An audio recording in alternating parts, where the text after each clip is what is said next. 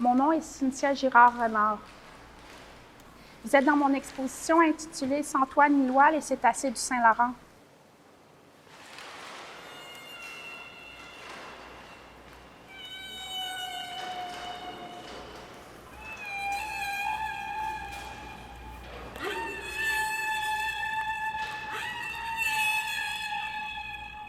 Le titre vient d'un film de Agnès Varda.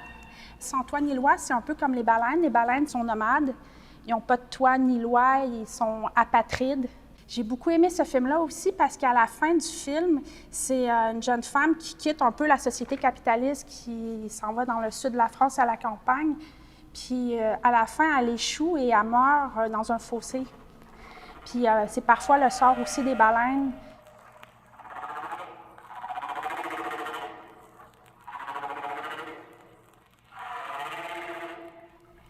En fait, j'ai été invitée à présenter mon travail ici, puis j'ai trouvé une idée folle, c'est de faire une baleine bleue grandeur nature, tout en papier, pour payer hommage aux mammifères marins avec lesquels on habite ici au Québec. Mais on en a beaucoup dans le fleuve Saint-Laurent, 13.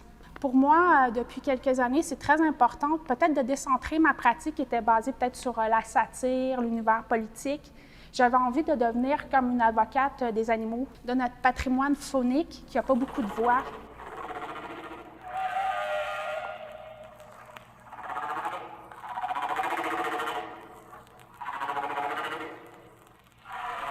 La baleine bleue, elle est toute faite de papier, du papier peint à la gouache et cousu.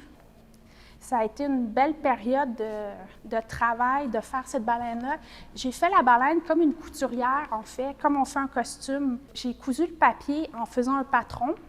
Puis ensuite, c'est seulement en arrivant à la fonderie que j'ai construit une architecture, une charpente très, très légère, et j'ai emballé la charpente dans mon costume de baleine.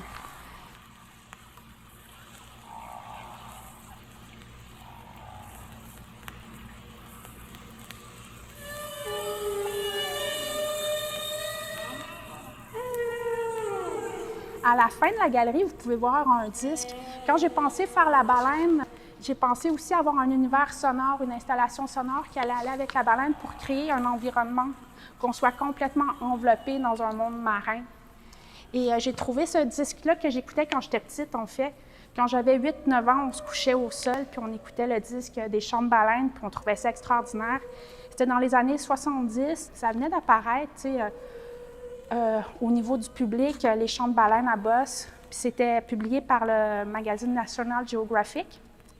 Puis ça a été tout un mouvement de découverte en écologie de l'importance des baleines, que c'était des espèces menacées. Puis il y avait eu tout un mouvement qui s'appelle Save the Whales.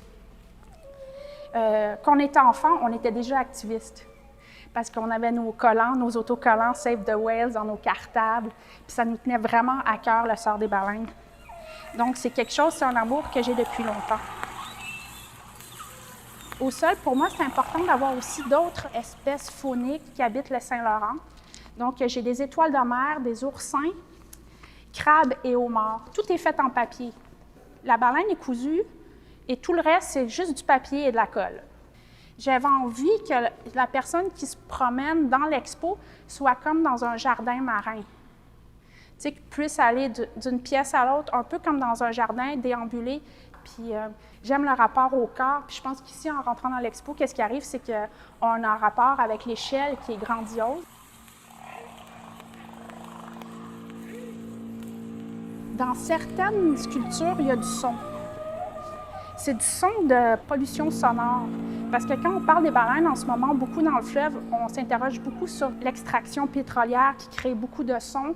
Puis comme les baleines se dirigent en général par l'écolocation, ça peut les étourdir, ils peuvent être victimes d'accidents, tout ça. Donc il y a du drilling, il y a des explosions, il y a des cornes de brume de bateaux. Donc c'était important pour moi de parler de pollution sonore, de pas seulement être dans un univers sublime, mais aussi dans un univers réel. Puis j'ai également des bouteilles de plastique, parce que quand on parle du fond de la mer puis des baleines, on parle beaucoup de la pollution plastique dans les océans. Puis j'ai fait 2 bouteilles, une bouteille Fidji. Les îles Fidji, peut-être qu'un jour, ils vont être recouvertes d'eau dû au changement climatique. Puis une bouteille Evian. Evian est représentée par l'eau des glaciers.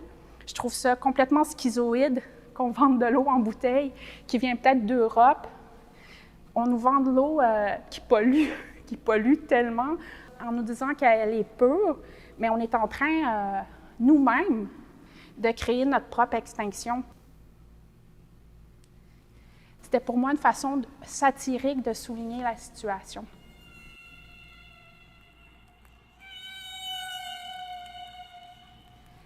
Pour moi, c'était très important de travailler en papier. Ici, j'ai peut-être pour 250, 200 $ de papier. Papier craft, c'est du papier vraiment commun. Puis c'est tout peint à la gouache aussi, fait que les matériaux sont vraiment pauvres. De travailler avec peu de moyens, puis de créer quelque chose que je trouve un peu merveilleux. Il y a un côté peut-être politique à ça quand on le lie avec l'idée de l'écologie. On peut avoir de l'impact par la poésie, par l'amour d'un sujet, puis on n'a pas besoin d'avoir nécessairement de grands moyens pour faire quelque chose.